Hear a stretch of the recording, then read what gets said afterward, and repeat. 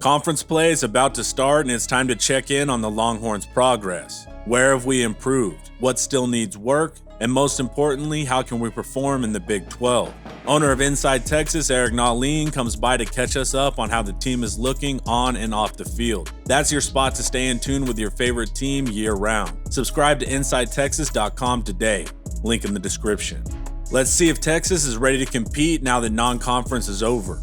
Without further ado, let's get into it.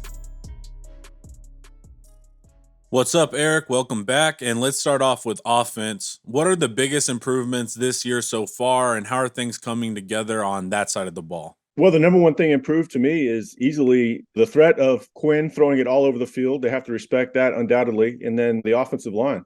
Christian Jones is one of the stories of the season so far. His pass blocking is vastly improved. He was always a good run blocker. Now he's a very good run blocker. Jatavian Sanders look at some of his perimeter blocking. He's outstanding. I think the story for the whole team so far is effort and focus, other than, maybe the first quarter versus UTSA. But that effort and focus means that they have 10 blockers out there, excluding the quarterback. Anytime it's a run play or a quick perimeter pass, they're all on the same page. It's a cohesive team on both sides, offensive and defensive. They're protecting the ball too. I think they've got one turnover, one interception, right? And that was like Quinn's second throw or whatever. How many passes have they had since a turnover? They've done a great job protecting the ball. Sure, they could hit more deep shots. That goes for both quarterbacks, actually, more notably Hudson. But Hudson's done exactly what you're looking for in a backup. They're in a very fortunate situation in this day and age of the portal to have a guy that can go out and win you some games. They don't have to feel forced to play Quinn this week. That means, that doesn't mean they won't play him. They could still do that, of course, but they can win that game with either quarterback, and they can win most games on their schedule with either quarterback. It seems like we take a couple deep shots early on, and if they don't work out, we kind of shift down into a more conservative strategy. So what do you think about the actual offensive scheme at this point? Judging Sark is going to be above my pay grade. I guess we kind of all get paid to do it, and we all have opinions, so we might as well let it rip. I think he's been a little conservative at times, but I think it's him. He knows what he's doing. He's going in with a plan. He likes to poke and prod. He does have the joystick. He knows what's going to work after a couple series or two, and he's going to make quick adjustments. There were times in the Alabama game, I think, where, sure, it was smart to bring Card along slowly, but I probably would have taken a couple more chances. At the end of the half, they could have taken a timeout, used both those timeouts to try to get it, punch it in for a touchdown. I think he was a little conservative at times, and he opened up a little conservatively this week after the deep shots didn't hit, but it worked. Hit the guys on the perimeter. Hit them quickly and get them in space. And a lot of times they're going to move the chains, if not break a big one. I'm kind of surprised we haven't seen more yak as far as, making one guy miss and going to the house. But Whittington has been awesome. I absolutely love the duo of Whittington and Rashawn. I think they're the heart and soul. There's a sledgehammer that softened teams up for Bijan and Worthy. I love that aspect of it. And so you might as well, you want to get those guys the ball in space, and they're easy throws, especially for Card. He's really good, and he's accurate on those for the most part. Looking forward to conference play, we haven't really gotten close to hitting our stride. Ewers, Billingsley, and Hall are all kind of waiting to get their shot. So do you see this offense becoming more dangerous as the games go on? The exciting thing for Texas fans is this offense is going to get a lot better as the season wears on. I think everybody knows that. Our sources at other schools were kind of nervous about Texas hitting its stride later in the year. And I think they're building up to that moment. They've had issues with health with Quinn. Obviously, he's missed, 7 quarters now? Jalil Billingsley's out. That's going to add a whole nother dimension. He is practicing with the team, but he is still out. He's got a 6-game suspension as delivered by the NCAA. Factor that in for another dimension. I think the run game has yet to truly get going. Obviously, they had 298 yards rushing, but it was UTSA, and it took a lot of work to get that going. I would like to see them to get up and run the ball predictably on predictable downs. This is going to be a very tough test for them coming up at Tech. One of the hidden secrets about the Big 12 this year is there's a handful of good defensive lines. Fortunately for Texas, they might be entering that conversation themselves. But the offense has not hit its stride. Once they start hitting the deep ball, once Quinn gets back in, gets in a rhythm, I think you're going to see the offense take the next step, and then everything else is going to become a lot easier. And really, they haven't really consistently found Jatavian Sanders in ways that I know they can, in ways they showed in the first game, and in ways they've done it in practice. For sure. And what's the biggest aspect of the offense that needs to improve? Me personally, it's going to be run blocking. You could say run blocking for sure. More so in the interior. I think I'm a bit more surprised. I expected the interior to block more consistently up front than the tackles, right? Coming into the season, we had questions about Christian Jones.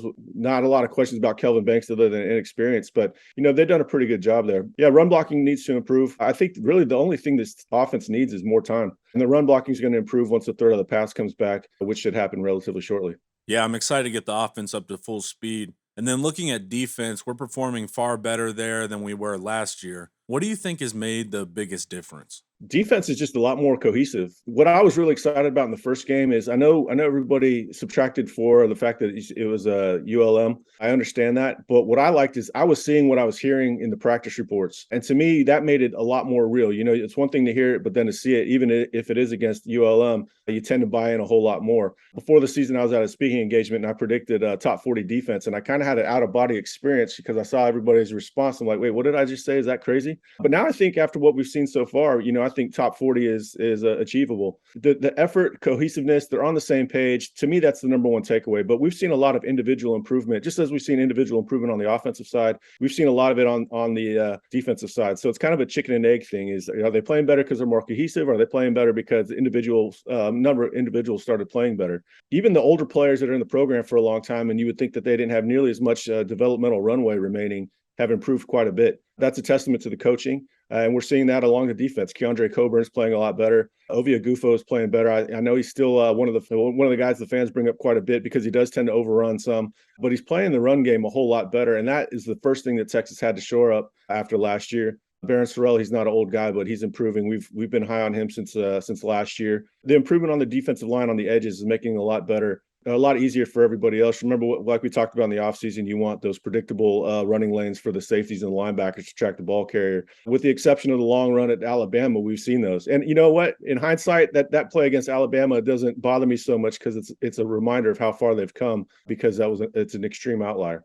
And after that long run, they immediately re engaged and they didn't let it shake them. If you had to pick one specific unit, who do you think is the most improved? Most improved unit. I might go with linebackers there, but that's kind of cheating a little bit because I think they're benefiting from the front playing better. So that is a little bit cheating. They're going to get some of the headlines. Overshown's made some spectacular plays. He's had some nonsense calls go against him. And then, Jalen Ford, racking up 15 tackles. Those are headline getters, but I think they are benefiting more. They've got to show better lane discipline when going up against these mobile quarterbacks. Frank Harris got loose a couple times. They're getting too far upfield. But for the most part, they're doing a lot better. I would rather answer this question next week because I think they have a good test coming up against Tech, where I think the edges should have a good game. The quarterback tends to hold on to the ball too long. The tackles aren't super impressive in pass protection. So I would like to see a big game from the edges, but I kind of think it might be them. But it's probably the safeties.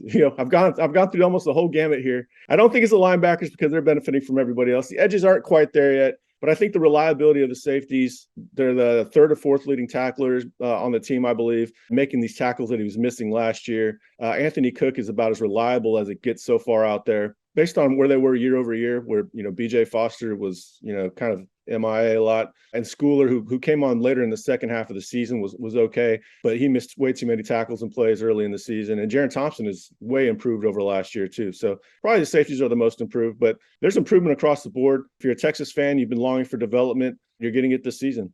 I agree on safeties. Both Cook and Thompson have done their jobs effectively and they communicate well. What's the biggest piece of the defensive puzzle we are still missing as we enter Big 12 play? Yeah, the biggest need is probably going to be more big play potential. We want to see some sack strips. Jameson, of course, is always going to have that playmaker element. He almost got that interception versus Bama too. He's got the pick six, of course. So he's got big play potential. I felt he's been missed, especially in that Bama game when they really needed a turnover. I think it's just got to be more playmaking. They're making the right plays more often than not. Team pursuit is good. I think they're going to start getting rewarded for that hard work, but you want to see more playmaking.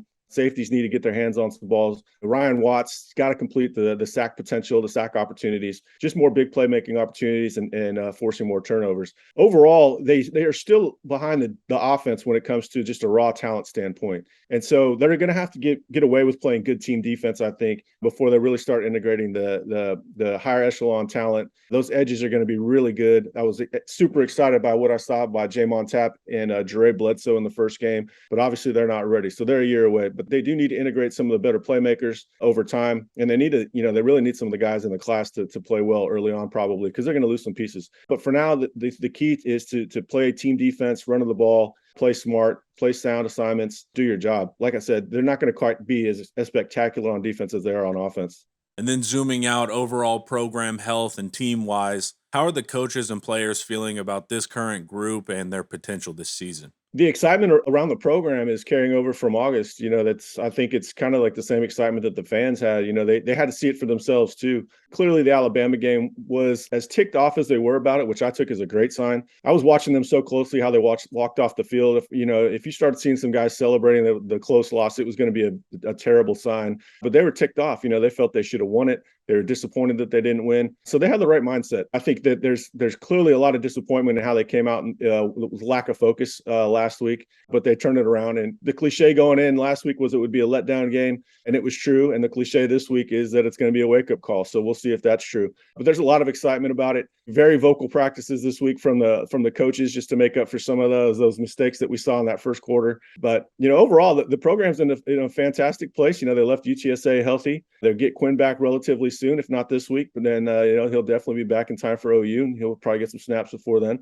And I think that'll give him a jolt. The team loves Hudson Card, but I do think that there's an element that we can beat anybody when Quinn Ewers is out on the field, and I think that'll give him a little bit of swagger too.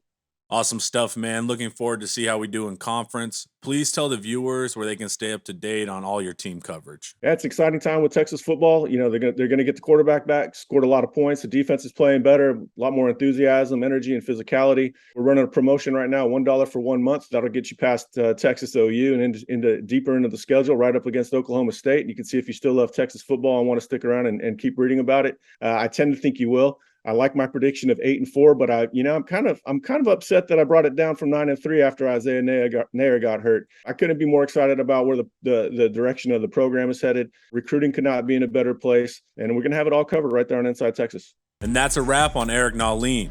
Make sure to go subscribe over at InsideTexas.com. Thanks for hanging out. Watch some more of my videos here, and don't forget to like, subscribe, and share if you want to support quality Texas content. As always, welcome.